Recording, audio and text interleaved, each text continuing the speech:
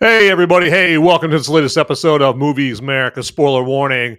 I, as always, am your humble host, Van Eberts, and we are going to be talking all about 28 years later, a movie 28 years in the making. Is it worth your 28 bucks? We shall see, all right, or we're going to delve more into that question there and get into some ins and outs and do a deep dive and bust out the scalpel to do an autopsy on 28 years later here, okay? And it's your chance, unlike a lot of movie review shows or most movie review shows on social media, where you can discuss this live, okay? Because all those other shows are all pre-recorded, okay? You can't talk to those guys or gals, okay? But this one right here, you can talk live. You can get in the live chat with me, and let's talk some 28 years later, all right? But first, this.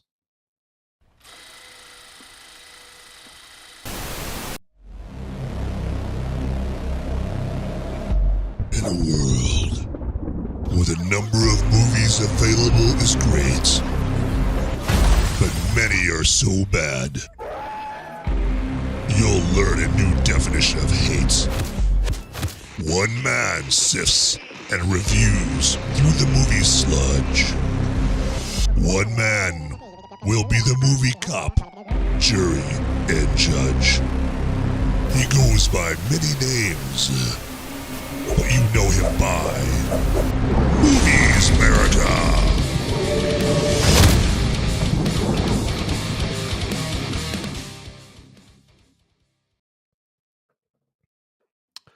All right, everybody. Yes, there we go. Hopefully that got you all pumped up and ready for action.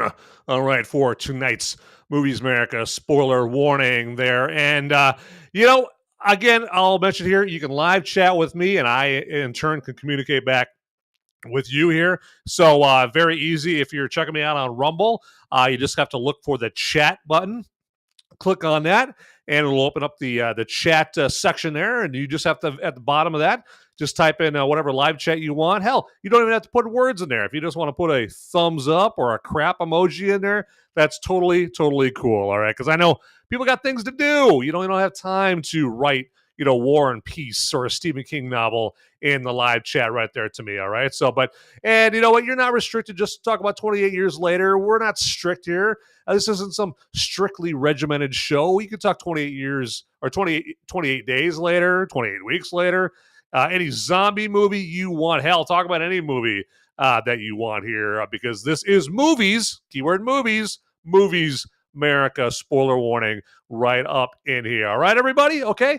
And hey, I just want to welcome my movie maniacs and my fellow freedom-fueled film fanatics. You guys know who you are right there. Okay. So, and hopefully somebody that is watching this right now has seen 28 years later. I think a few people have seen it because it definitely was not a bomb at the box office. Okay. It didn't die a zombie's death at the box office there. It wasn't like some big blockbuster movie or anything like that, but a few people went and saw it because, I mean, let's face it, the original 28 Days Later that came out in 2002 that really put Cillian Murphy on the map, and he just recently won a Best Actor Oscar for Oppenheimer. That's a beloved IP. That's a beloved movie. Okay, 28 Days Later, it's the movie that introduced the running zombies. All right, the zombies that need to lace up their Nikes and they get in a good run as they run down their victims, as opposed to like the George Romero zombies of Night of the Living Dead, where they just walked around.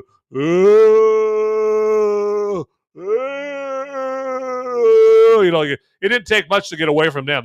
They walked all slow. And, it's kind of like basically they're like Joe Biden zombies, right? They're just like walk all slow, easy to get away from, smell like Ben Gay, forget their own zombie name. They trip upstairs, that kind of thing. But not 28 days later. 28 days later, they're like, what if Kenyan marathon runners became zombies?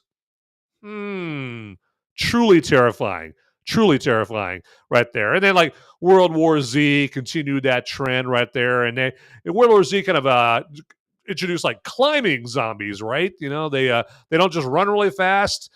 They can climb. All right. They if they want to get somewhere bad enough, they'll just pile up on top of each other and they'll get you. They'll get you. All right. But about 28 years later here, again, forewarning, okay? In the title of the show, it says spoiler warning. There are going to be spoilers in this show right here. I don't go out of my way to spoil the movie, but I'm also not going to be like, oh God, I sure hope I don't spoil anything. Screw that. If I drop a spoiler in this show, I don't care. I'm not walking on eggshells in this show. Okay, so now if you would, okay, if you still want to help me out, but you don't want this movie spoiled, well, you can do this. This is very easy. Just keep the show on, but hit the mute button. Okay, so that way the show is still playing on a laptop in a back room somewhere, but it's all muted. You're not ruining the movie, but you're helping me out with watch minutes. That always helps me out, and it costs you absolutely zero. Okay, so I appreciate that. Now I'm just going to kind of go into some specific instances from 28 years later that if you've seen it, you're going to be like, oh yeah, I remember that part there, Van. I remember. Yeah, let's talk about that right here. And these are just instances, in the movie, themes in the movie that I thought were interesting. Like the scene where Spike, that's like the young protagonist. He's like, 11, 12 years old in this. So his name is Spike, or his parents call him Spiky. But the scene where Spike asks what's wrong with Eric's girlfriend's face, and Eric is the Swedish say that 10 times for Swedish soldier that, if I remember right, saves Spike and his mom Isla's life, because I think Spike and Isla are about to buy it at the hands of a zombie, and I think like Eric ends up blowing that zombie into the next world with a few rounds from his machine gun there, and so Eric becomes like the third in their party as they're trekking across the UK mainland, and so they sit down, get a little rest. And Eric starts like bragging up his girlfriend, and oh, oops, I accidentally busted out my phone with my hot girlfriend. Oh, it accidentally ended up in your hand. So you could look at my supposedly hot girlfriend. Hey, Spike, check her out. And Spike takes a look at the girlfriend. They show us, the audience, a picture of his girlfriend. And she looks grotesque, man. It's like, she looks like Madonna looks like now, right? I mean, his girlfriend looks like a wax statue, courtesy of way too much bad, like too much god awful plastic surgery there. I mean, basically, she looks like a surprise catfish. All right, she's got the bubble lips, and she's got way too much makeup on and fake eyelashes, and it just looks nasty, right? And just the ultimate plastic surgery tryhard, right? Now, sadly for her, she'll look like a surprise catfish to the max when she hears that, unfortunately, old Eric won't be returning to dear old Sweden.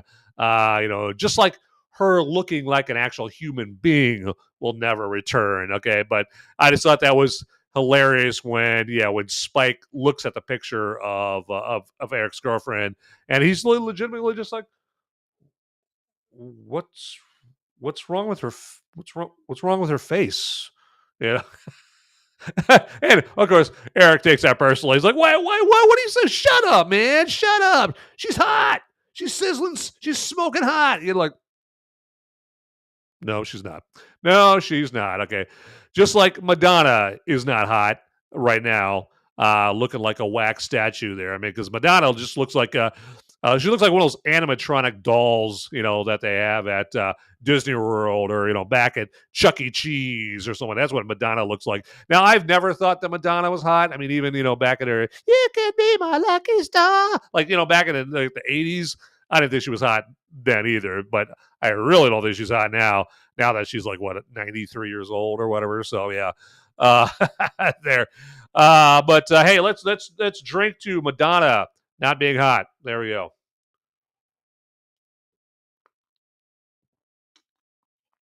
Excellent. I'm going to be talking about this brew a little later on, of course, in brew review time. But anybody that has seen any episodes of this show here, they know that brew review time is a coming. That is for sure. But just got some more thoughts about 28 years later here. And now, of course, we meet the character of the Alpha, or the Alphas, I should say, and the Alpha is infected. Okay, the Alpha is a zombie.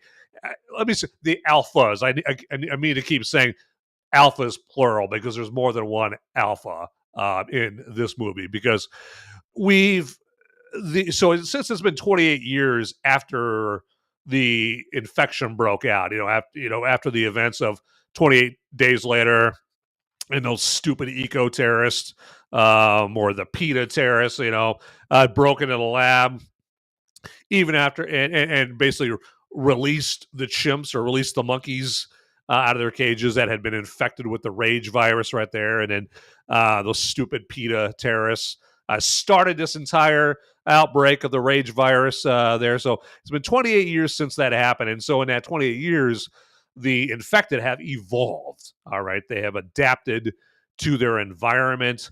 And so because there's not so many humans to eat anymore, because when the outbreak first broke out, oh, there was humans here and there and there and there and there and there. I mean, all over the place. They just bust out of the lab and they end up in Trafalgar Square in London, or some other heavily populated area, Buckingham Palace, and they're like, oh man, hell, there's human beings to infect for miles. Sweet, But over the decades, well, you've infected pretty much everybody. There's no fresh meat, right, to infect. And so you have to start evolving. You have to do things like you're hunting in packs, right? And in every pack, like a wolf pack, right, there's an alpha. And so for some of the infected, the rage virus, as they've absorbed the rage virus, for these specific individuals, they've absorbed the rage virus and it's reacted like a steroid or human growth hormone, all right? And because of that, the alphas look like just picture someone like Jason Momoa or the Mountain from Game of Thrones. Matter of fact, I thought Jason Momoa played one of the alphas in this right here, because it looked like Jason Momoa with just a bunch of makeup on there. And but so the fact that they've taken the rage virus and it just absorbed it, and it's turned them into, it's given them so much rage, it basically turned them into like a angry dad at a baseball game for their kid who's pissed off that they never got to live their dream of playing baseball. And so they're yelling at their kid at the baseball game, or yelling at the ref, like, hey, ref, you call that a strike? What are you doing? Ah! Like just getting all ragey, getting all rage-filled and that kind of thing. So picture that. That's the rage. Okay, maybe worse than that. I'll give the dad of the baseball game credit. He's not biting people and infecting people and spitting blood in people's mouths. Okay, so he's not doing that. So bad analogy there. But yeah, so all that to say is that, yeah, in 28 years later, there's a new flavor of infected called the alphas there. And so I just thought that maybe one of the alphas, the main alpha that we see in this movie, who's been named Samson by Ralph Fiennes' character, Dr. Kelson. I just thought that he basically was playing, Jason, or he was played by Jason Momoa, kind of returning to looking like his Khal Drogo character from Game of Thrones right there. But yeah, it just, it fills them with rage, kind of like raged out like Jasmine Crockett would be after she's found out that there's a supply shortage on fake eyelashes. Okay, so kind of like that burning rage right there. And this rage virus, it gives them like Mountain from Game of Thrones. It gives them like Mountain like strength, where they rip off people's heads along with their spines. That's like their signature kill move right there. Kind of like what the Mountain did to Pedro Pascal's head in Game of Thrones. when Pedro Pascal was playing Oberyn Martell, or the Viper. Mountain just crushed his head. He crushed your head. Okay, so anybody who knows The Kids in the Hall knows that reference right there. But yeah, so that kind of strength where literally you could like take someone's head, grab them by the neck, and just like rip their head right out their body along with their spine right there.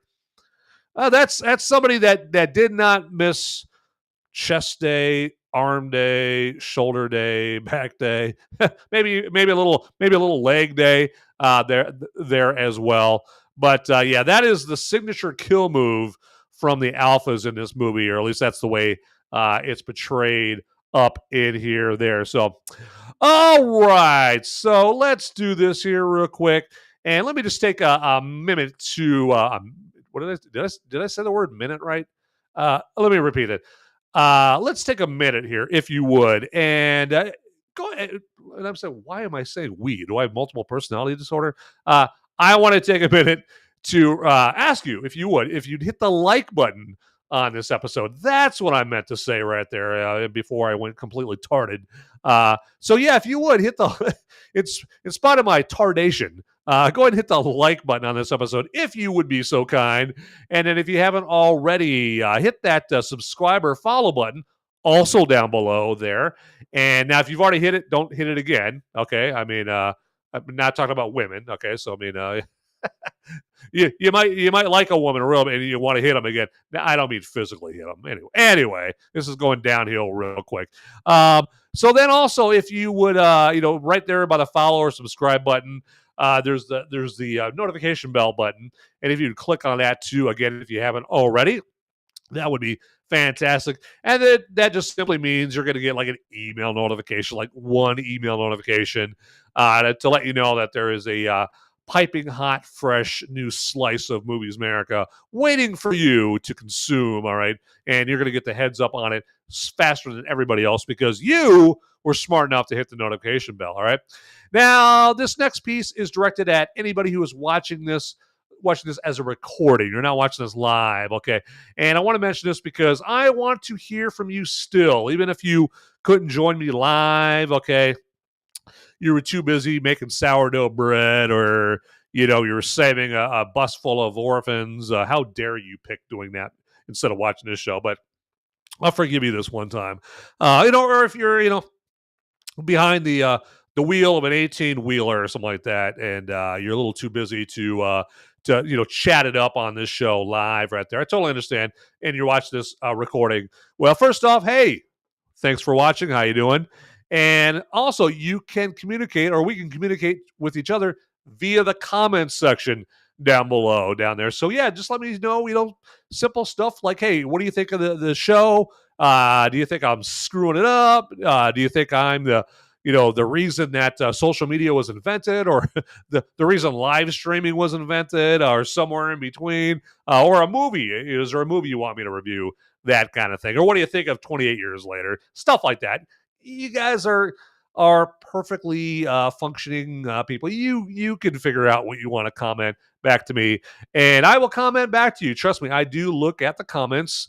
Love, hate, death threats, whatever's in there. I look at it all, and yeah, I take it all in. I take it all in. I'm no shrinking violet. I'm not fragile. I'll even take in the hate. Okay.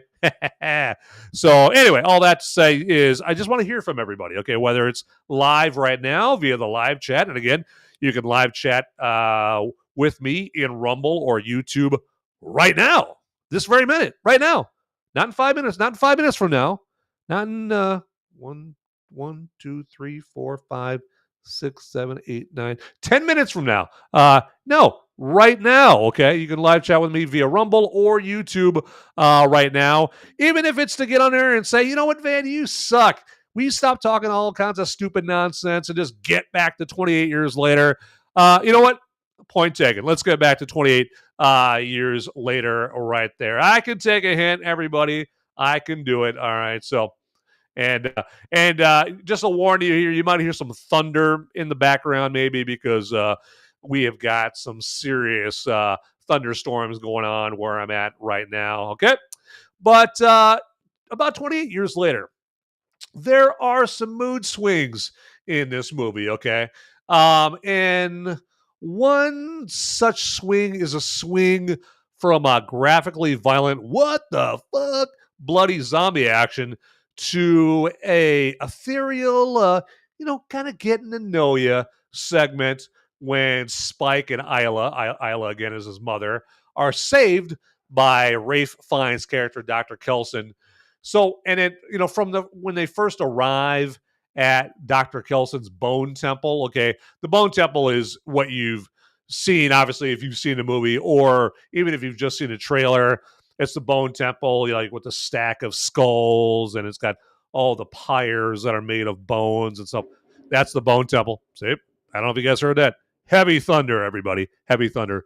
Hopefully that storm doesn't knock out my my electricity and we lose the show. But anyway, actually, it's kind of cool.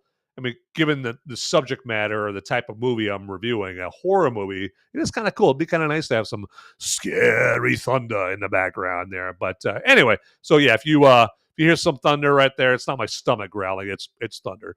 But again, yeah. So when they first get to the Bone Temple that Dr. Kelson has constructed, to when the movie leaves that Bone Temple, the movie switches to a sequence of three people, connecting amidst life. Okay, they're connecting amidst life.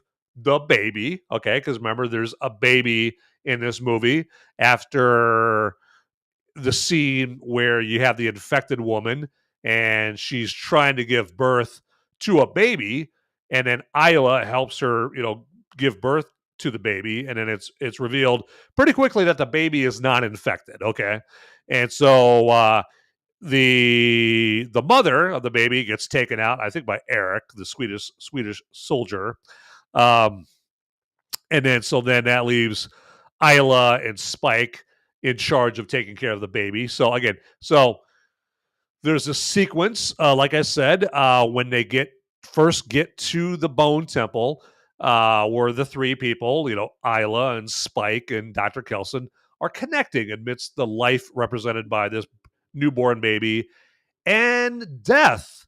Death is represented by Isla being given, gently being given eternal rest by Dr. Kelson upon her request. Thereafter, Dr. Kelson has to give Isla the bad news that, yes, Isla, the severe medical symptoms that you've been suffering throughout the movie is due to you having terminal cancer. Okay. And because of that diagnosis, Isla's like, I don't want Spike, I don't want my husband, remembering me as someone that suffered this grotesque, debilitating death. All right, I just want Dr. Kelson to go all Canada on me and euthanize me here gently. Okay, and so Dr. Kelson obliges her. Okay, and basically it kills her with like a poison dart or something like that. So he's got a little. Anyway, he basically hits her with a blow dart there with some kind of poison and ends Isla's life right there. So she dies. Okay, so we've got this sequence connecting amongst life, the baby, and death. Isla being laid to rest right there, and then Dr. Kelson, again, that's Rafe Fiennes' character, stresses to Spike that there's nothing that can be done to save Isla from that metastasized cancer. But, as any loving son would do, I mean, he pleads for his mother's life to him. I mean, he's pleading her, and it's gut-wrenching to watch this scene where he's like, please, there's got to be something you could do. She can't die, all right? She's got to live. Come on, doctor. There's got to be some special medicine you have or technique or something like that. And, Dr. Kelson's got to do the hard thing. He's got to tell him, like, unfortunately, I'm sorry, son. There's nothing that I can do. And you kind of get the impression that there's probably nothing, even if this outbreak hadn't happened, there still wouldn't be anything to do for her. It's just metastasized. Too bad. And it's like I said, it's gut wrenching, especially when Dr. Kelson shoots Spike with a sedative to calm him down because he's getting frantic, he's getting erratic. Rightfully so. I mean, understandably so, because he doesn't want his mother to die. And then it's gut wrenching also because that's when his mother says goodbye to him for the final time. Okay, and then she walks away with Dr. Kelson, and Dr. Kelson basically, just hits her with that blow dart there with the poison, and she's given her final rest right there.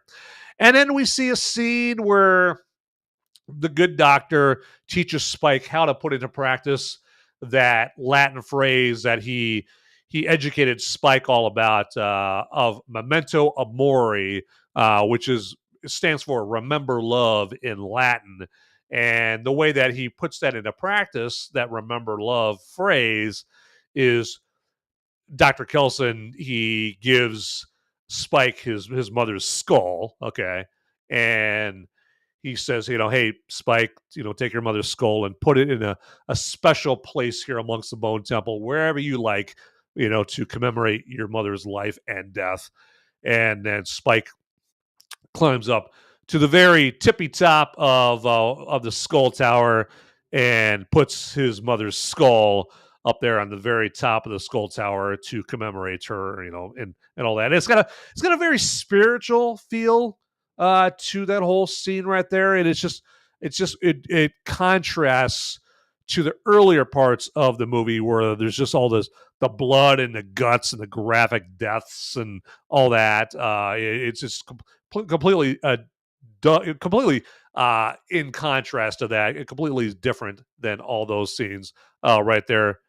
But then after that, not long after that, we get a 180-degree mood swing from that, accompanied by some death metal when we're introduced to an adult Jimmy, as Jimmy and the Jimmies, his cohorts, as they attack some infected that are about to close in on Spike, and they essentially rescue Spike and introduce themselves to Spike.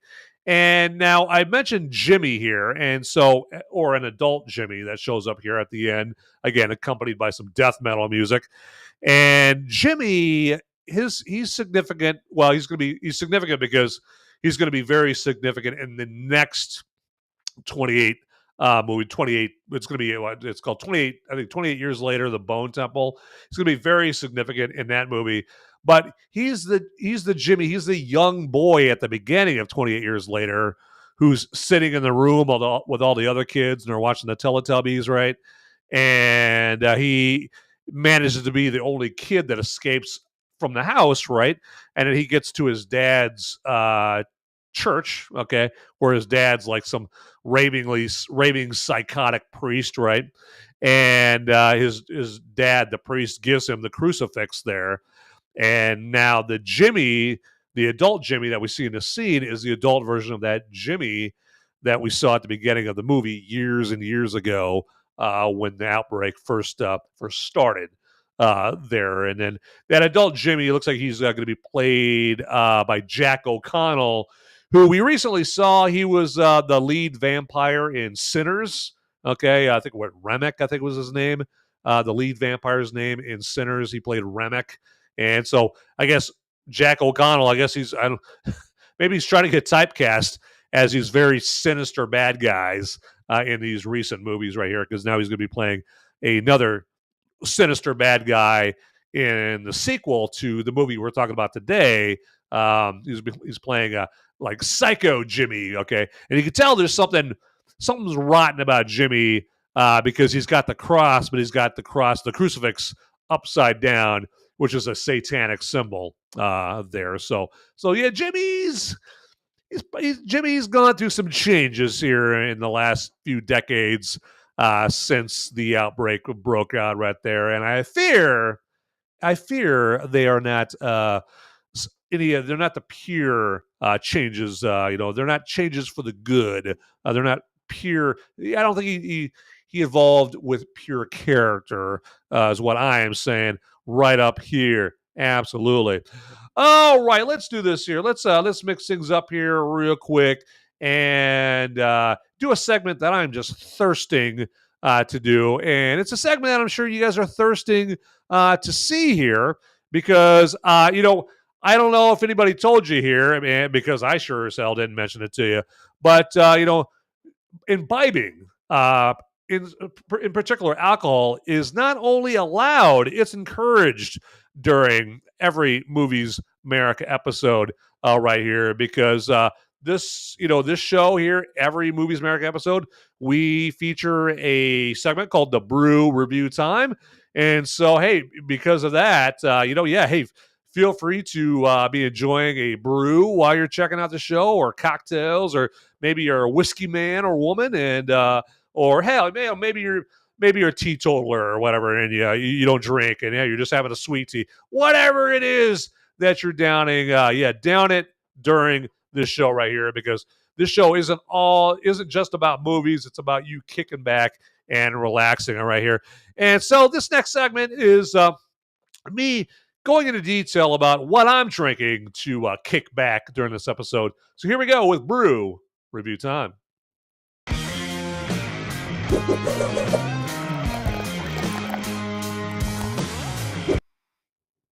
All right, ladies and gentlemen, boys and girls, let me introduce you to the brew of the evening, and that is some Toppling Goliath Pseudo Sue right there. So doesn't that look cool? It's got the purple T-Rex on there. You can't say that this can doesn't have character, okay? It's got that purple T-Rex there to scare you and intimidate you into drinking this beer right here.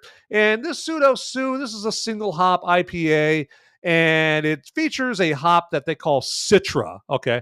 And because they use a Citra hop, it gives us that good hoppy taste, but without that gag-inducing, way too high bitterness that some IPAs have, right? That's kind of one of the rubs about IPAs that a lot of people, that makes them hate IPAs. They're like, I hate IPAs. That's bitter. That's sour. I don't like that, okay? Where Pseudo Sue, it uses that Citra hop right there, along with plenty of other ingredients in this, to where it gives you that good hoppy taste, but it's not too bitter or anything like that. It's 50 on the IBU, which is IBU is the International Bitterness Units measure of, I guess, a rate of measure or method of measuring that. There we go. But it's 50 on the IBU there. And I should mention here real quick here, I'm not getting any money from Toppling Goliath Brewery or anything like this. So it's a totally objective, totally pure review right here, okay, because I'm not getting any money from it. So I would say if it tastes like dog shit, believe me, all right? But it doesn't, all right? This is got a beer that, hey, your dog would lap up off the floor happily if you happen to spill some on the floor. There you go. I can't think of a better way to promote it than, hey, your dog will love this beer. All right. But, it's got some grapefruit. It's got citrus. It's got mango flavor in this. Now, it does claim that it has like an evergreen taste to the beer. I can't personally taste it when I drink it, but I do smell it. I do smell it more in the nose, okay? But I can't taste it when I drink it. But I can.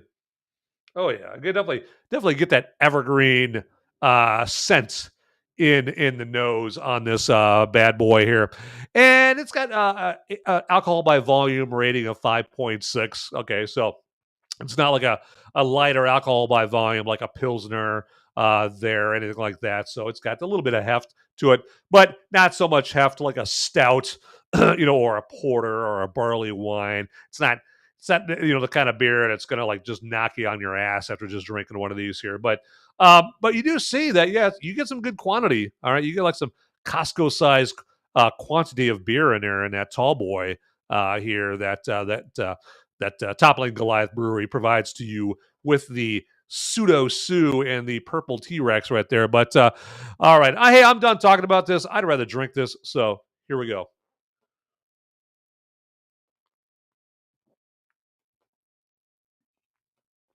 Excellent right there. So I am going to enjoy drinking this for the rest of the episode right there. Now I've got a few more of these over in my fridge, and I'm going to be downing those as well. So it's a good crisp, clean drink. Okay, it's not harsh or anything like that. And so yeah, I'll be this is one of my favorite beers here, hands down, right there, everybody. Okay, but I think you get the point there about Pseudo Sue. And so with that, let's close out this brew review time.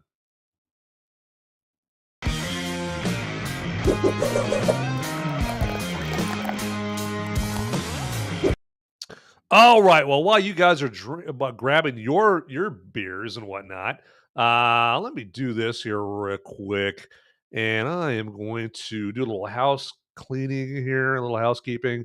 All right. All right. All right. Doing this right here, and this is your chance to just kind of soak up all the 28 years later points that I've gone over so far.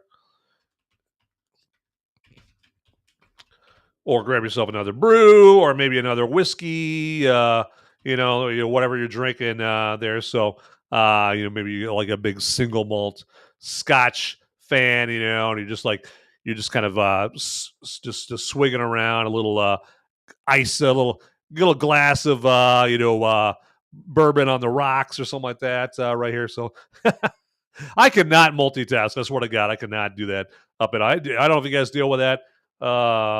Where you're like, hey, I think I can type and chat at the same time. And you try it, you're like, no, I can't do it. Not at all. Right here. So, okay, let me do this here real quick and do this. Talk amongst yourselves, everybody, while I am doing my thing over here. There we go. All right. There we go. And all right, here we go. Just going to try to get some folks here to join everybody in the live chat there. So, because I want live chat business to be booming over here. That's what I'm talking about. I want people to remember that, hey, it's okay to get up in the live chat. All right. It's no need to be scared. Okay. No one's gonna hurt you in the live chat. All right. It's a safe space. Okay. No one's gonna hurt you if you get in the live chat and you put a little, thumbs up emoji in there, or just say hi, Van, or hey, hey, I like 28 Days Later, or one of the other 28 zombie movies or whatever. Hey, I mean, it's okay. No one's gonna hurt you. Okay. Anyway. So and then hey, you might even make some friends in there. Okay. And imagine that, right? If you make some friends in a live chat and you bond over zombie movies or something like that, weirder things have happened there up in here. But let me do this over here as well.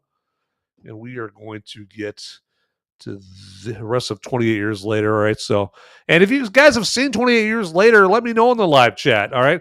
Let me know, because it is kind of a divisive movie. I've seen where you get some people that are like, oh, I love 28 years later, or they hate it. I don't know if anybody is actually in the middle on this movie, because I mean, I'll admit, for me, it was not what I was expecting. Okay, I thought that it was going to be a little bit more epic because they've had 28 years to make this movie, and they've got I would imagine what's a bigger budget than they had for 28 Days Later. So I would think that. So I thought it was going to be a little bit more to it there, because remember when you watched the Dark Knight, way back in 2008, did that movie feel like it had a lot of heft and gravitas and substance to it, right? I mean, because it had a bigger budget than Batman Begins. I thought that maybe 28 years later was going to kind of be that, but instead, Danny Boyle, the director, Danny Boyle being who he is, he's just kind of a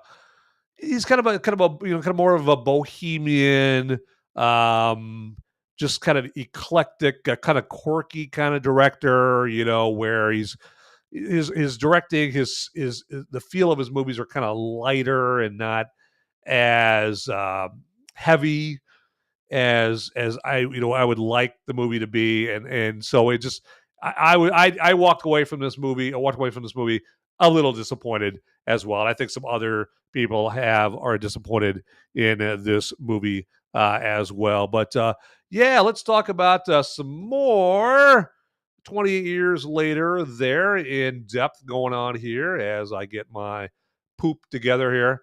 And let me do this here. I want to make sure that we get everything done in order here, because that is what I am all about. Oh, this is what I need to do here.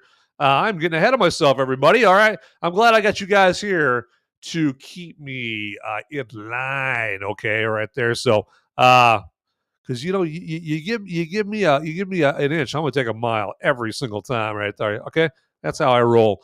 And yeah, I wanted to let you guys know about merch. All right, I want to let you guys know about the merch here. You get yourself some Movies Merica merch, okay?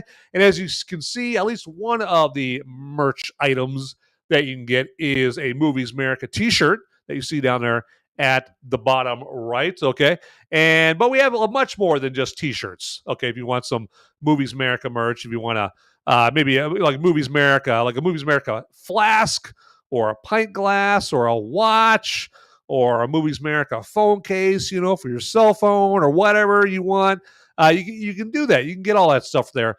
And we're making it very easy for you to get yourself some Movies Merica merch because there's a Movies Merica merch link down in the description of this very episode that you're watching right now. Very, very convenient there, okay? So go ahead and click on that Movies Merica merch link in the description there.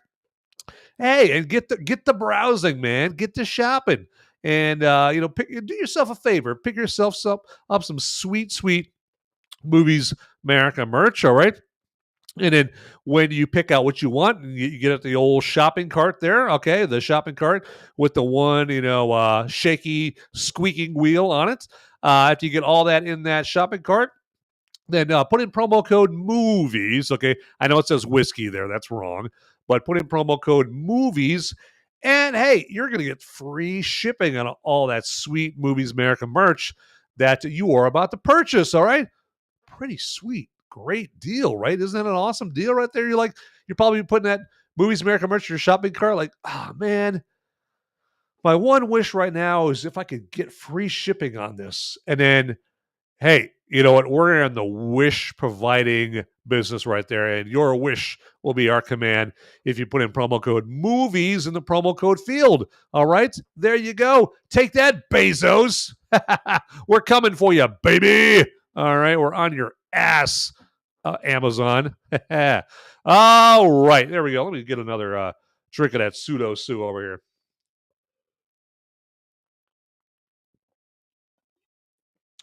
And also, anybody that you've even suspected has seen 28 Years Later or has seen any of these 28, zombie movies or is into movies, period, of any type, go ahead and grab the link for this episode, okay? It's just like if you're on Rumble, you just got to hit the share button and then just copy the link and then just send the link to whoever you want.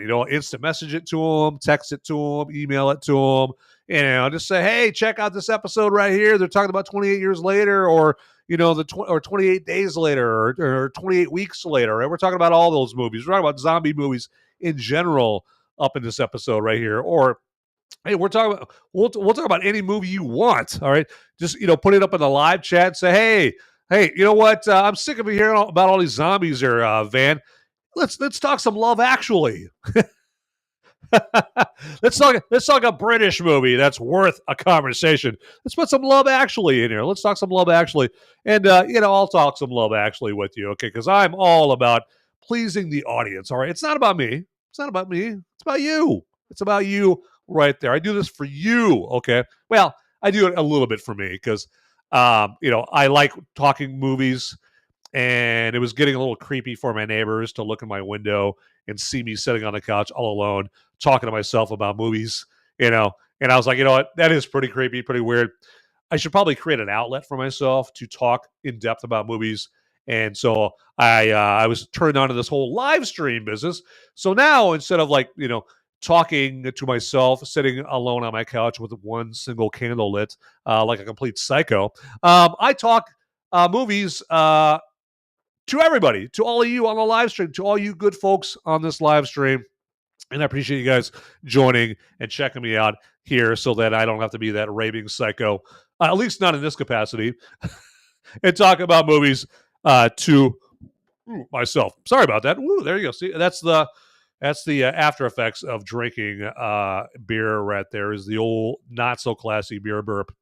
All right, let's talk some more 28 years later here. And let's get some people in the live chat, everybody. All right, I want you to get in the live chat and give me like a good old American flag in the live chat real quick, okay? So especially on Rumble, just give me an American flag in there, and then you can take off. All right, I know that it's for, if you don't want to live chat or spend live chat time in there by all means, but yeah, let's get some American flags in there. What do you say? All right, do it for Merica. All right, there you go. But back to some more 28 years later. So now, as you know, if you've seen the movie, or probably even if you've seen the trailer, you know that there are survivors that are living on an island, right? And the name of that island is Holy Island or Lindisfarne. And if you're like a history buff, the significance of Holy Island or Lindisfarne, in particular, the reason they call it Holy Island, is because it had a monastery on it. It was like a prominent monastery, and it was like the center of Christianity in the Celtic world, way, way, way back in the day. And I'm not talking about way, way back in 1973. I'm talking about way, way, way, way back, like centuries ago, all right? When Vikings were, roaming the oceans on long ships, that far back, okay? And so that far back, this Holy Island was the Christian center of the Celtic world. So now, in 28 years later, we have these people who are surviving on the island, right? And Danny Boyle, or maybe more to the point, Alex Garland, the writer of this movie, he portrays the people living on a Holy Island as people who survive. They survive by not considering the infected to be human at all, okay? And so because they feel that way about the infected, they take pride in killing them, okay? It's sport to them, all right? It's sport to them, and they just take personal pride in checking, in killing the infected there. Now, contrast this with Dr. Kelson, again, played by the great British actor Ralph Fiennes, okay? Contrast this with Dr. Kelson, who is still hanging onto the compassion that led him to be a doctor. And he's hanging on with a very thin thread also to the Hippocratic oath of first do no harm, right? Even when it comes to the infected, all right? Dr. Kelson still thinks that some reverence should be shown to the infected, especially when they die, okay?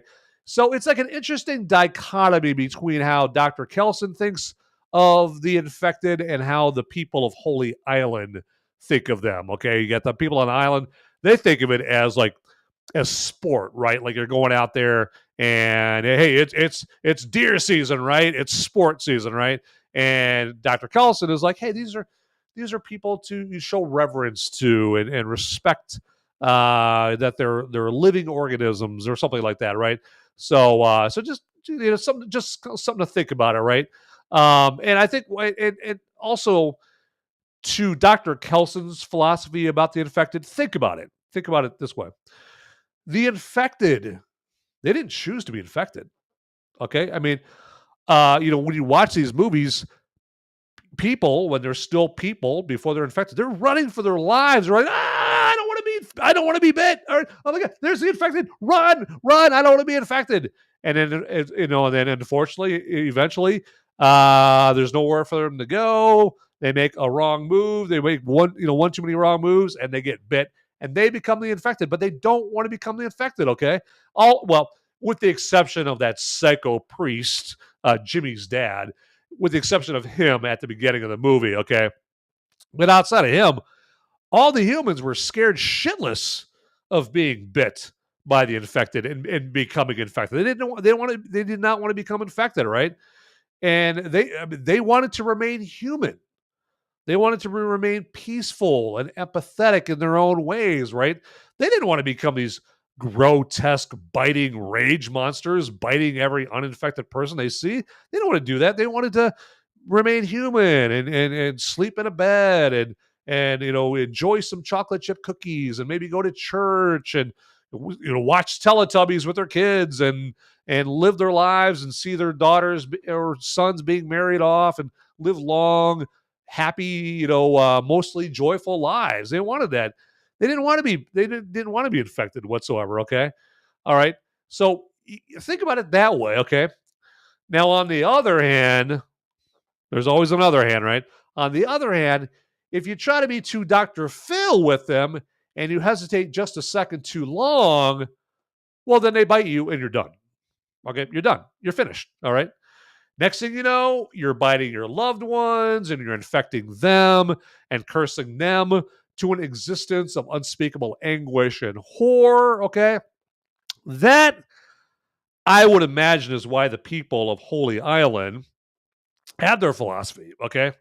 They're just like, hey, the minute you show some sympathy or some empathy to the infected long enough to where they move faster than you and they bite you, well, all that sympathy, all that compassion isn't doing your neighbors any good, because now you're biting your neighbor.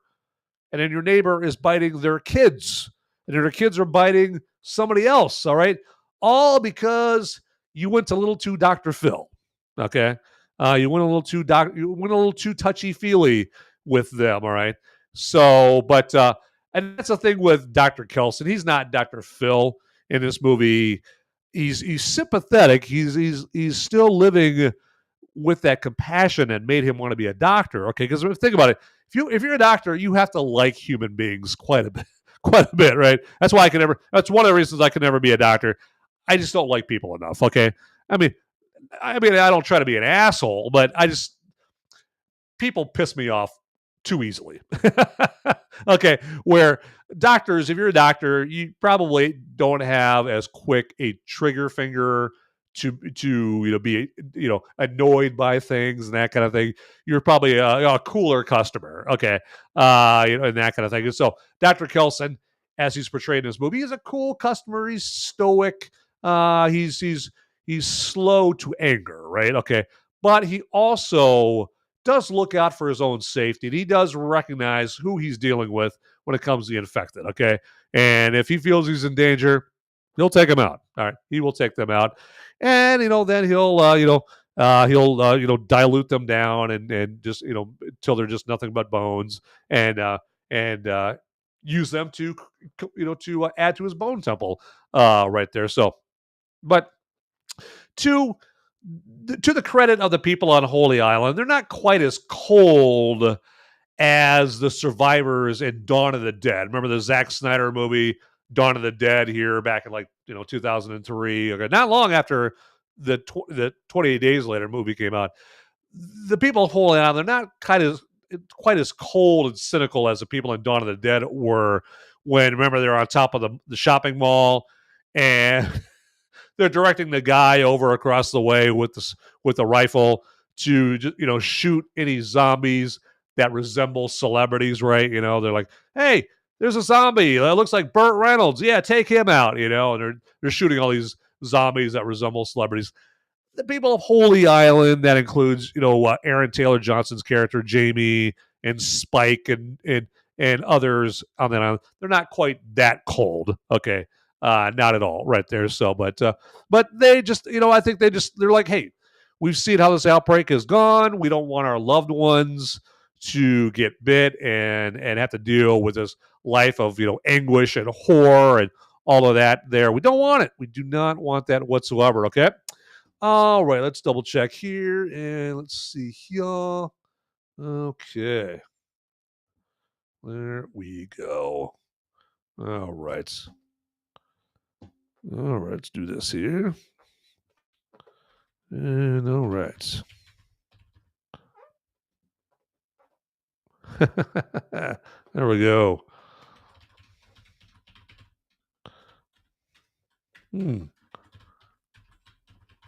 All right, just doing some housekeeping here real quick. And again, hey, that gives you a chance to kind of just think about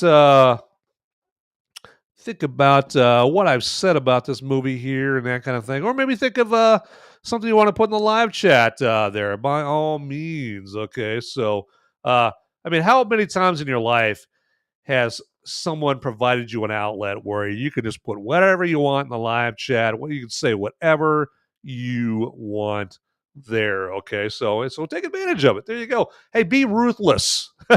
Get in there and just let me have it. Like, man, Van, you might want to give this thing up right here. You just bloody suck at this thing. Like, just give it up and leave this to the professionals.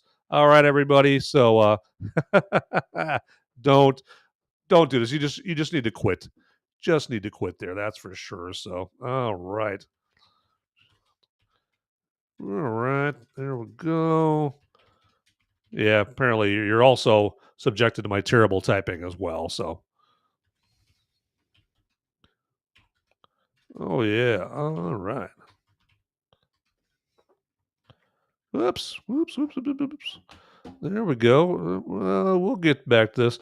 Yeah, you're gonna love this segment I'm gonna be doing after this here, right here. It's my personal favorite segment of every Movies America spoiler warning show right there. I love it.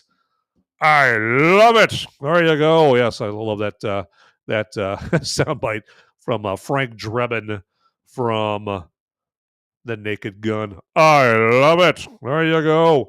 All right. So I think there you go. That's what happens when you click the wrong button.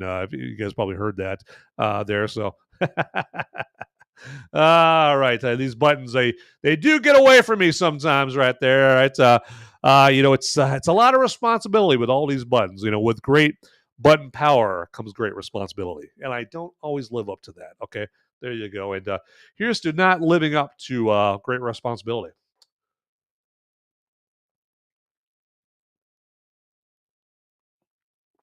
Ah. That was my excuse. That was my not so slick segue to getting a drink because my throat is getting parched. All right, so hey, you guys try doing this. This is hard work sitting on your ass talking about movies right here. This is hard work. I'm slaving over a hot Movies America stove for you, and you're not grateful. All right, let's get down here.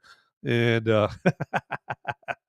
all right. So the next segment here. Okay. You're like, God, come on, get to it, man. The next segment is the segment I like to call the movie military moment. Okay. And the movie military moment, to explain to anybody who may not know what that is, it is a segment where I provide myself an opportunity to pay homage to any brave service man or woman that has been awarded the Congressional Medal of Honor, okay, or the good old CMH, okay? Now, right now, you may be asking yourself, hey, Van, what does that have to do with movies? All right? Well, I shall tell you, but after this.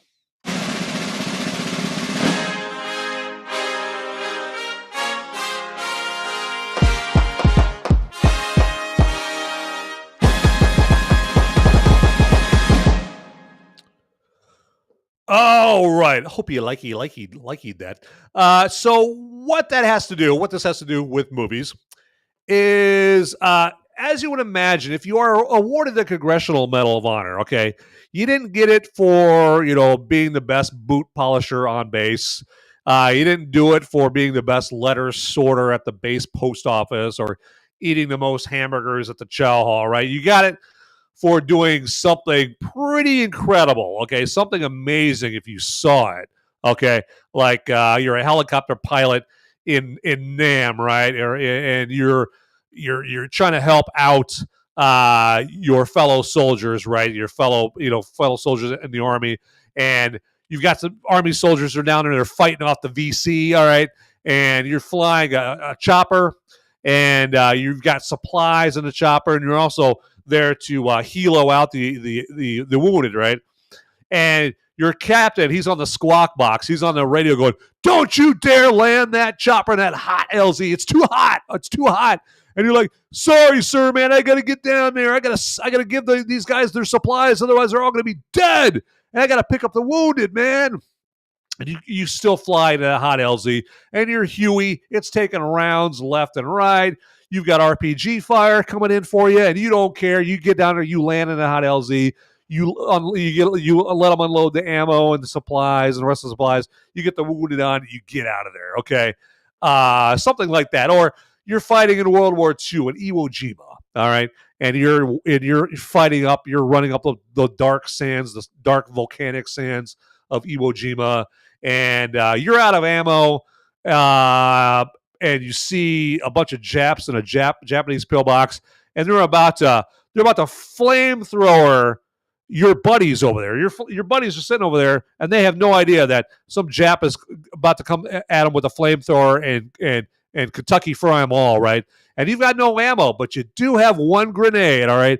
And you pull the pin on that grenade, and you run into that pillbox, and you take out all those Japs right there, and you save your brothers in arms right there. So something like that, something amazing, something if you saw it on a big movie screen right in front of you, it would be an amazing movie military moment.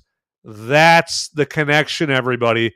That's the connection, everybody. All right. So I am going to pay homage to a brave service member here tonight. Okay.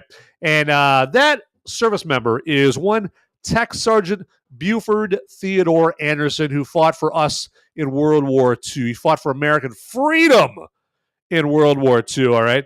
And as we learn more about Tech Sergeant Anderson here, I believe Tech Sergeant Anderson, he deserves some good old movies, good old movie military moment music. What do you say? I think he deserves that. So let's get that going right here.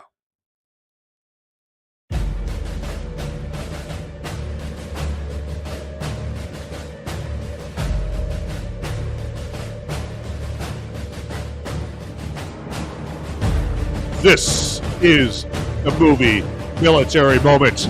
And in this movie military moment, I salute Tech Sergeant Buford Theodore Anderson, who fought in World War II. And let's find out more about Tech Sergeant Anderson, shall we? He displayed conspicuous gallantry and intrepidity above and beyond the call of duty when a powerfully conducted pre-dawn Japanese counterattack struck his unit's flank. He ordered his men to take cover in an old tube, and then, armed only with a carbine, faced the onslaught alone. After emptying one magazine at point-blank range into the screaming attackers, he seized an enemy mortar gun and threw it back among charging Japs, killing several as it burst. Procuring a box of mortar shells, he extracted the safety pins, banged the bases upon a rock to arm them, and proceeded alternately to hurl shells and fire his piece among the fanatical foe, finally forcing them to withdraw. Despite the protests of his comrades and bleeding profusely from a severe shrapnel wound, he made his way to his company commander to report the action. Tech Sergeant Anderson's intrepid conduct in the face of overwhelming odds accounted for 25 enemy killed and several machine guns and knee mortars destroyed, thus single-handedly removing a serious threat to the company's flank. And we salute you, Tech Sergeant Anderson, for what you did for your fellow fighters, your fellow war fighters that day, and for your country in World War II. And that has been this movie military moment. All right, so very cool. I mean, he goes there, he takes like some shells, he pulls the pins, he does that move where he like bangs the shell to arm it and just tosses them there. You saw something like that. If that sounds familiar, you saw that in Saving Private Ryan, in the final battle in Saving Private Ryan, where they have the shells there, and Matt Damon, Private Ryan. I think it was Ed Norton, or not Ed Norton. One of the other characters in the movie, Sergeant or whatever, Private Ryan. He shows them like how you can do that with the shells, pull the pin, bang it, on a hard surface. There we go, hard surface to arm it, and then you can throw it, and it acts like a grenade when you do that. And so that's why that might sound familiar to you. You're like, where did I see that before? Saving Private Ryan. That's where you saw that, everybody. There you go. All right. Okay, but hopefully you guys enjoyed that there, the movie military moment. And hey, you don't have to wait for me to show you the citations for a Congressional Medal of Honor winner, right? There's a whole website that I get these from, and you can check it out, without me having to do it there for you. That website is cmohs.org/recipients. Okay. And it's really cool. It's cool. I like going in there and just, picking out some heroes in there and just, and reading about what they did in World War II or Korea or the Civil War or World War One. The further back you go, like if you go like the Civil War, sometimes they don't have a citation there because they just didn't keep track of what the action was or what the person did, or they did it just got destroyed, and so it's not available here. But if you look at the Congressional Medal of Honor winners, particularly for the GWAT winners, the Global War on Terror, the more recent ones, the citations are very robust. And then as the older the conflict, the less robust the citations are. Okay, so there you go. All right, so well, I think we're about ready to move on, but not before this.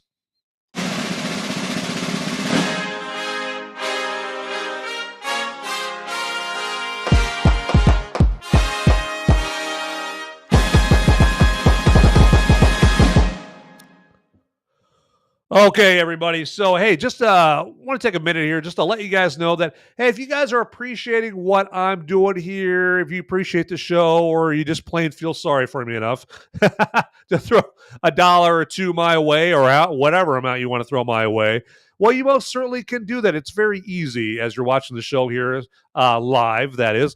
So the way you do that in Rumble is they call it a Rumble rant, okay?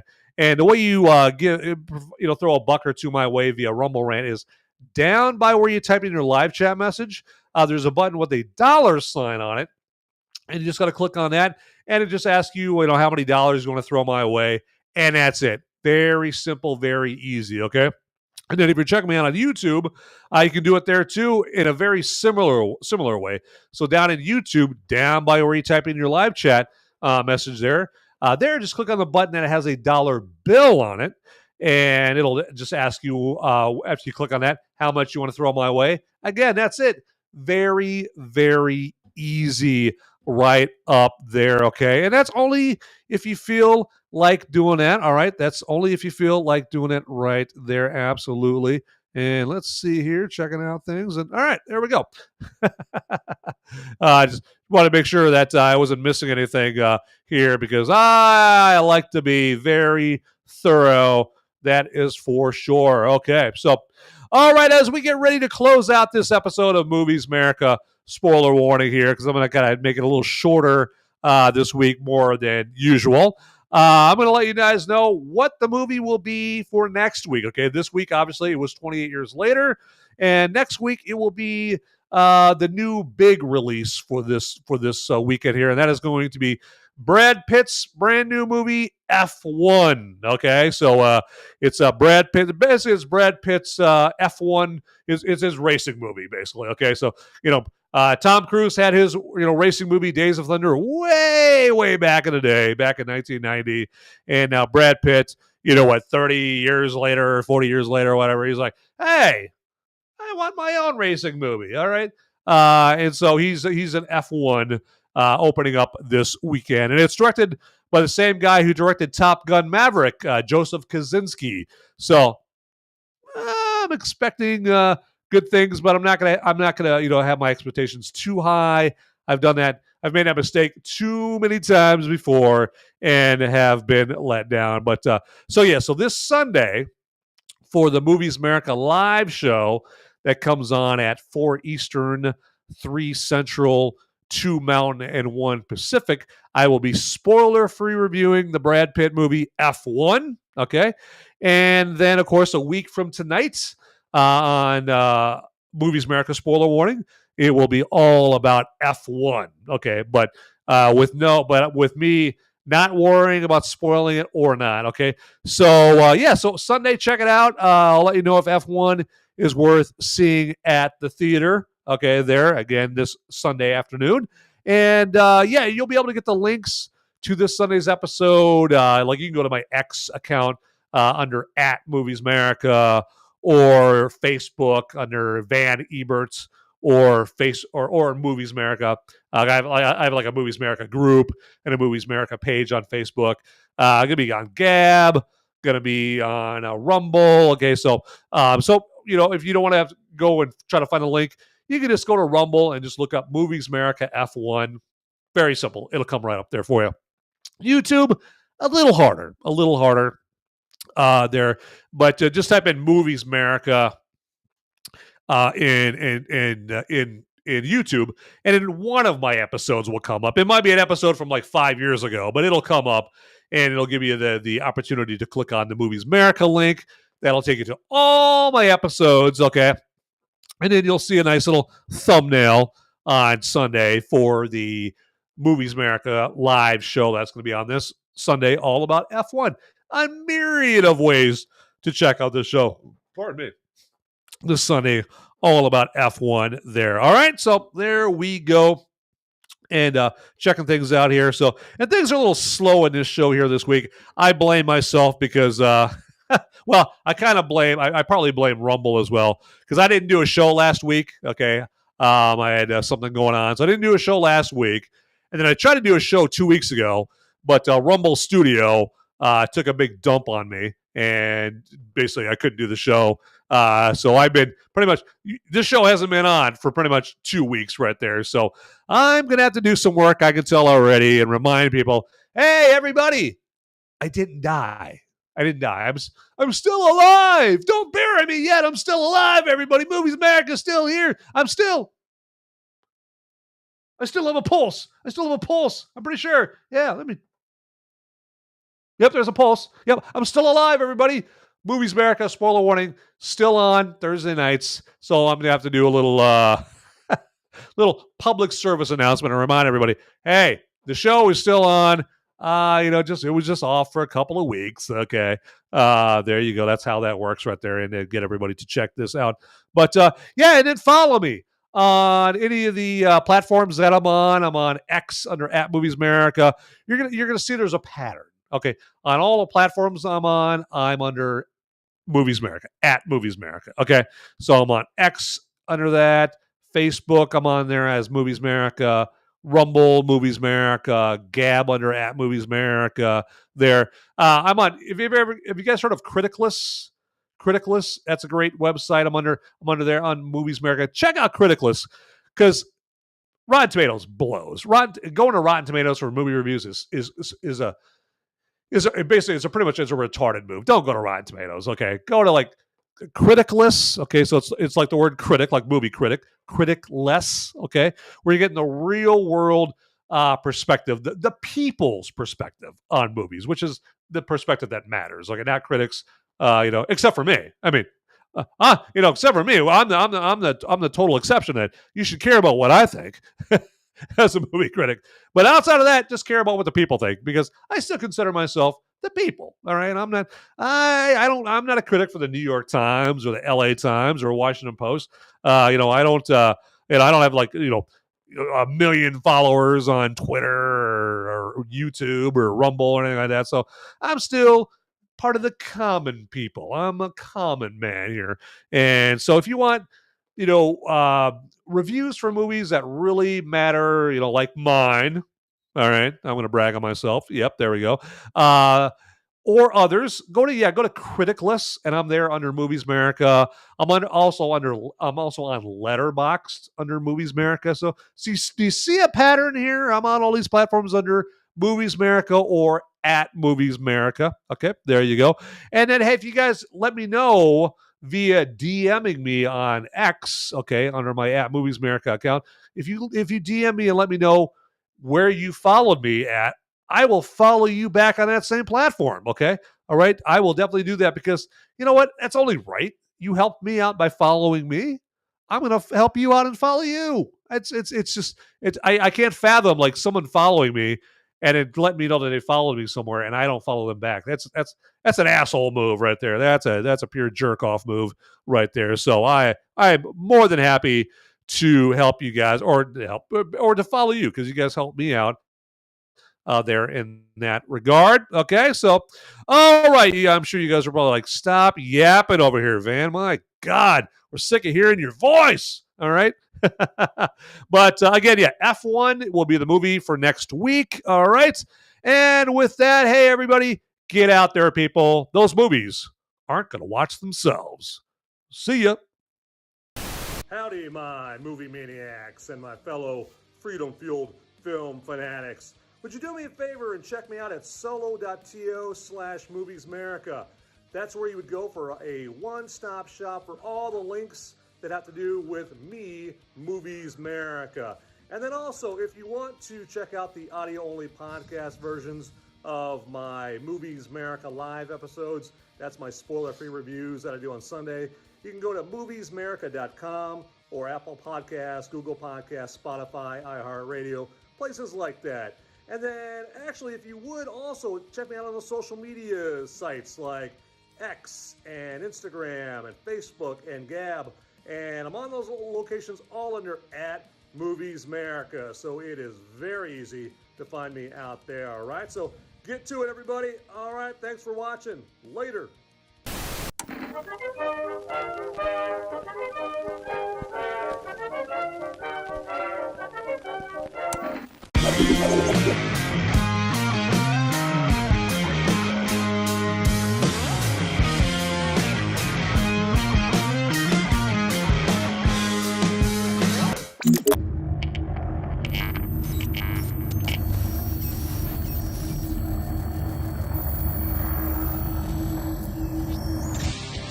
Hey guys, don't leave the video quite yet.